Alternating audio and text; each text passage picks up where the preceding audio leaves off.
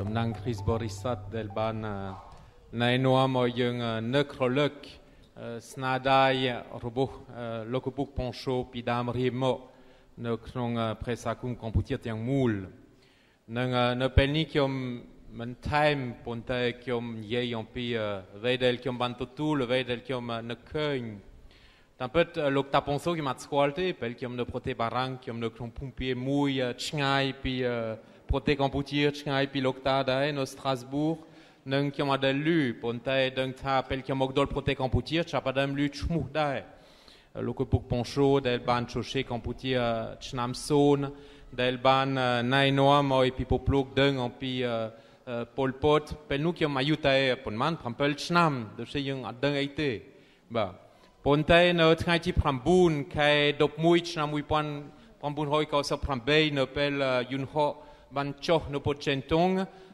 ក្រុមដែលមកស្វាគមន៍ខ្ញុំនៅក្នុងនេះមានលោកអេមីលមានលោកតាវេណេដែលបាក្លានចាស់របស់គាត់និងលោកឪពុកប៉ុនឈូបាទនឹងភ្លាមបានជូនខ្ញុំទៅមេចាំមណ្ឌលអប់រំជំនឿកម្ពុជា CCCC ដែលសម័យហ្នឹងនៅទូលគោកក៏មកដូចជាទេវវិជារាយប៉ុន្តែជាកន្លែងដែលបានស្វាគមន៍ខ្ញុំនឹងភ្លាមយើងបានអង្គុយរុំតុកនឹងលោកប៉ុនឈូថានេះជាកន្លែងដែលត្រូវតែរៀនភាសាខ្មែរដូច្នេះខ្ញុំបានចាប់ផ្ដើមរៀនភាសាខ្មែរនៅក្រុមដឹកនាំលោកឪពុកប៉ុនឈូដែលរើសគ្រូ2ដល់អាប្រសើរបំផុតគឺគ្រូសម្បត្តិនិងសវណ្ណៃបាទនឹងពេលយើងផ្ទេរកន្លែងទៅបិនត្របែកនៅជាមួយលោកតាខ្ញុំបានទៅនឹងតាមពិតនៅពេលនោះខ្ញុំបានទទួលជាពិសេសខ្ញុំនឹកឃើញគាត់បង្រៀនផ្ទាល់ខ្លួនអំពីភាសាសាសនាឲ្យខ្ញុំយល់ឲ្យខ្ញុំចេះឲ្យខ្ញុំចាប់ផ្ដើមចូលនៅក្នុងរបៀបដែលយើងនិយាយនៅក្នុងព្រះសាគមកាតូលិកដោយសារគាត់ជាអ្នកបានរៀបចំពាក្យយ៉ាងច្រើនមែនទែនឆ្នាំទី2គាត់បាននិយាយមកខ្ញុំដល់ពេលវេលាយើងចូលនៅក្នុងមហាសៀវភៅនៃជីវិតរបស់ប្រជារាស្ត្រខ្មែរ Le Grand Livre de la Vie បាទនឹងនៅពេលនោះខ្ញុំបានទៅស៊ីសុផុនដោយនឹកឃើញនឹងដូចគាត់បានពន្យល់ខ្ញុំភាសាខ្មែរមិនមែនតែរៀនភាសាទេយើងត្រូវការចូលនៅក្នុងវប្បធម៌ប៉ុន្តែដើម្បីចូលនៅក្នុងវប្បធម៌យើងត្រូវការរុំរុះជាមួយប្រជាជនរុំរុះ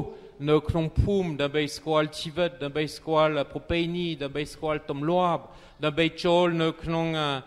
ពុទ្ធសាសនារបៀបតាម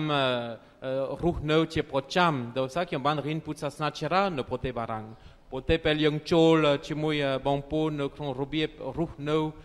ជាពុទ្ធបរិស័ទគឺរបៀបថ្មីដែរ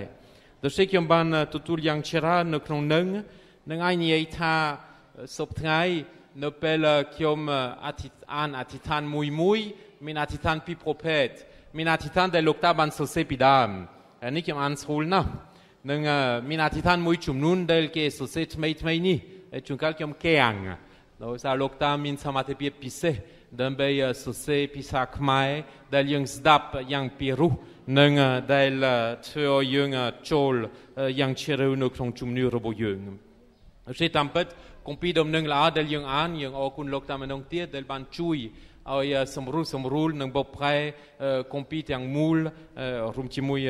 លោកអារុនដែលណែនាំឲ្យសពថ្ងៃយើងអាចទទួលដំណឹងល្អយ៉ាងច្បាស់លាស់នៅឆ្នាំដែលខ្ញុំនៅ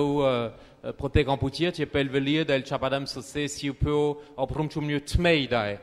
ជាមួយបងស្រី Gilbert មុនលោកតាចូលនិវត្តន៍គាត់បានជួយឲ្យយើងមានសៀវភៅអប់រំជំនឿគ្រប់កម្រិតទាំងសម្រាប់កូនក្មេងទាំងសម្រាប់មនុស្សពេញវ័យឆ្នាំទី1ទី2ទី3ទាំងសម្រាប់ពលលោកថ្មីនិងសៀវភៅនេះអត់ទាន់រៀនអស់និងអត់ទាន់ប្រើអស់នេះជាទ្រព្យសម្បត្តិនិងជាមរតកដែលយើងត្រូវតែមើលថែមទៀតនៅពេលខ្ញុំឡើងជាលោកអភិបាលអត់ដឹងលោកតាសប្បាយចិត្តមិនសប្បាយចិត្តខ្ញុំជាលោកអភិបាលប៉ុន្តែដូចខ្ញុំនិយាយទៅគាត់មិញយើងជាអ្នកបំរើដូចគេឲ្យធ្វើយើងធ្វើបាទប៉ុន្តែគាត់បានជួយខ្ញុំច្រើននិងដោយសារគាត់បានបបប្រែលោកតាជាអ្នកពូកែបបប្រែសុខស្ដាយដោយសារអត់មានម្នាក់ដែលអាចបបប្រែដូចគាត់ទេ គាត់មិនបកប្រែពាក្យមួយប៉ុន្តែបកប្រែដើម្បីឲ្យឃ្លាមួយចូលនៅក្នុងអត្ថន័យយ៉ាងជ្រៅ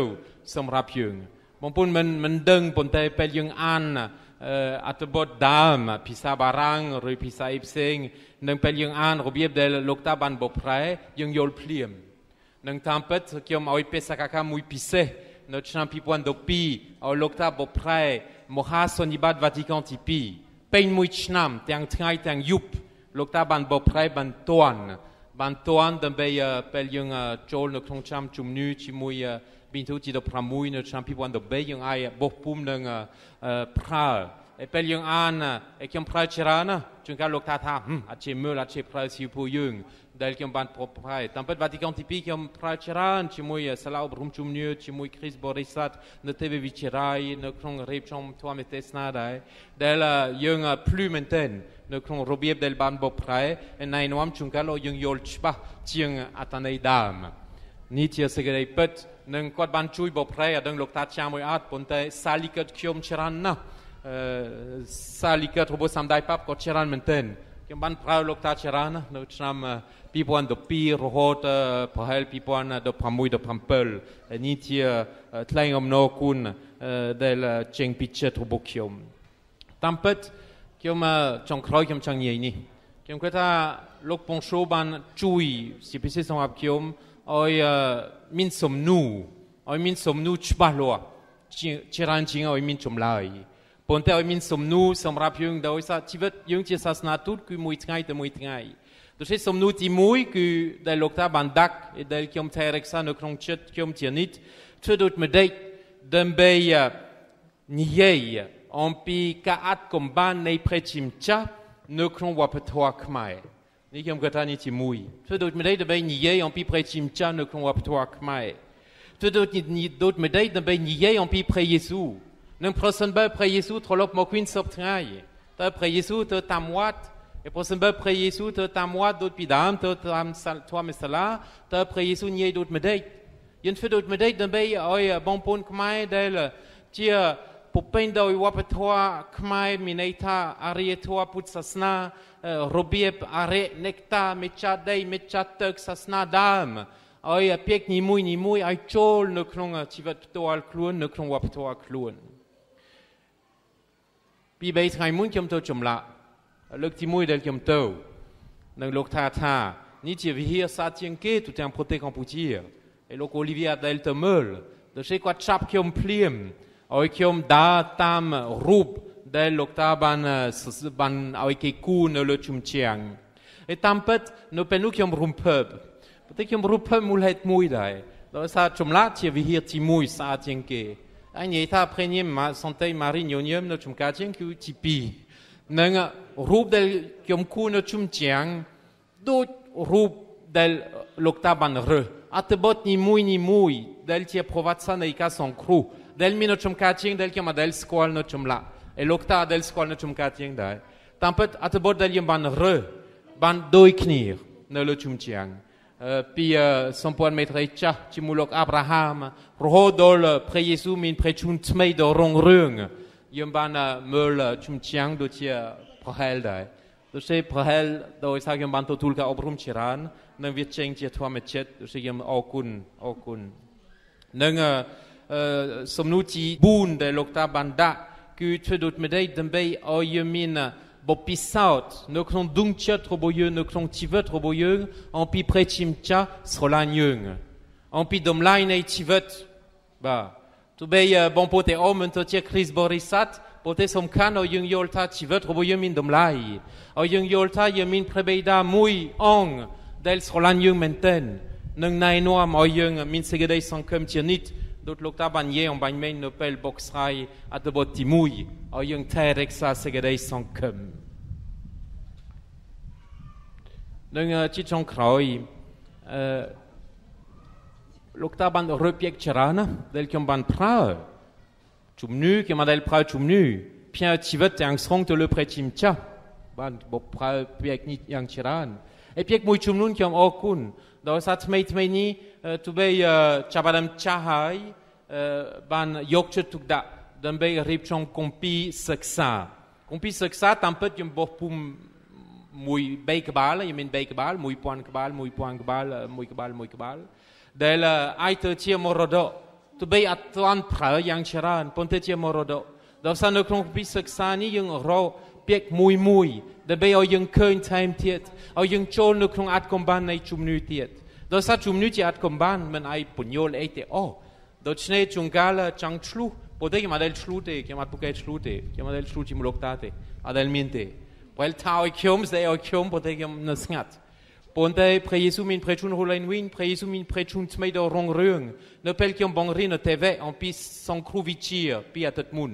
ខ្ញុំប្រើពាក្យមួយដោយសារវាចូលនៅក្នុងបបពិសោធន៍មួយខុសៗគ្នាដូចសន្តាពលបានប្រើពាក្យយ៉ាងច្រើនឯណៃនាំមកយើងចូលយ៉ាងជ្រៅបន្តិចជ្រៅថែមទៀតនៅក្នុងអត្តកម្បាននៃជំនឿដូច្នេះចុងក្រោយខ្ញុំចង់ជំពោះដល់លោកតាសៀវភៅដែលលោកតាបានសរសេរយ៉ាងច្រើនជាបុកស្រាយពន្យល់អប់រំជំនឿអត់ដឹងស្ទើរទេឬមិនស្ទើរទេប៉ុន្តែយើងដឹងថាអ្វីដែលស្ទើរទេគឺព្រះបង្ទូលរបស់ព្រះជាម្ចាស់បានបកប្រែដើម្បីឲ្យព្រះសាគមកម្ពុជាដើម្បីឲ្យជនជាតិខ្មែរអាចអានព្រះបង្ទូលរបស់ព្រះជាម្ចាស់ព្រះបង្ទូលព្រះជាម្ចាស់ស្ទើរទេនេះជាស្នាដៃដ៏ពិសេសដែលលោកតាណៃនាំឲ្យស្ទើរទេអស់កាលជានិច្ចសម្រាប់ព្រះសាគមរបស់យើងទៅសម្រាប់នេះយើងត្រូវតែអរគុណនិងអរគុណទៀតនៅពេលធ្វើដំណើរទៅប្រទេសបារាំងវិញខ្ញុំអត់បានជំរុញឲ្យទៅវិញទេដូចខ្ញុំអត់បានសុំឲ្យលោកហ៊ីវទៅវិញទេនេះមកពីខ្ញុំទេខ្ញុំអត់ដែលនឹកឃើញលោកសាសនាទូតចាស់ត្រូវទៅវិញដោយសារនេះជាកម្លាំងសម្រាប់ក្មេងៗជាប្រាជ្ញាឆ្លៀវវៃដើម្បីជួយបំភ្លឺយើងថែមទៀតប៉ុន្តែពេលទៅប្រទេសបារាំងអធិដ្ឋានសម្រាប់យើងដូចយើងនឹកឃើញលោកតាគ្រប់ពេលវេលាដែលយើងអានគម្ពីរដំណឹងល្អនឹងថ្ងៃណាមួយយើងជួបគ្នាហើយកន្លែងណាដែលយើងជួបគ្នាគឺសង្ឃឹមនៅឋានបរមសុខហើយនៅពេលនោះយើងមើលឃើញយ៉ាងជាស្ដែង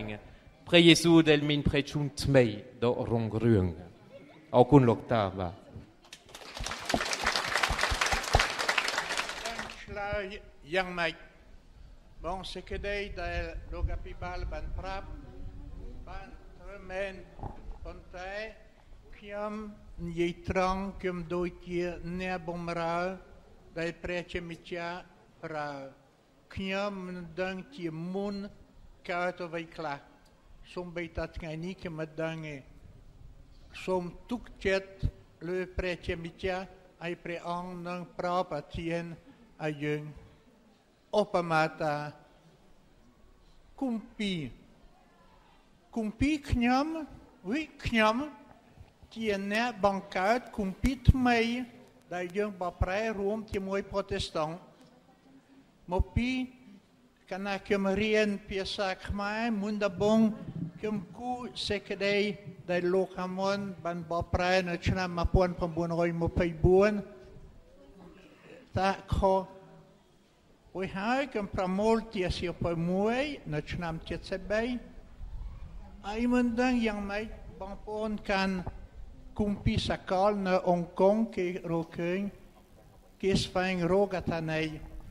ដូច្នេះគេសូមឲ្យស្វីសម្នាក់ស្រីម្នាក់ជាពូម៉ែរបស់ខ្ញុំឲ្យបកប្រែឲ្យយកសាលានៅអង្កុងឲ្យគាត់ខឹងនឹងខ្ញុំថាលោកនេះបកប្រែបដិបដាយើងអត់មានពាក្យស្ដែកស្អីហើយលោកយកគាត់ថាកន្លែងនៅអង្កុងថាលោកនេះត្រឹមត្រូវមែនដូចខ្ញុំបកប្រែដូច្នេះលោកបង្កើតគណៈកម្មការសម្រាប់បកប្រែគម្ពីរដែលយើងមានសប្តាហ៍ថ្ងៃគឺបងប្អូនទាំងអស់ត្រូវកែសម្រួលគម្ពីរសប្តាហ៍ថ្ងៃគុំស្មានតាគម្ពីរជា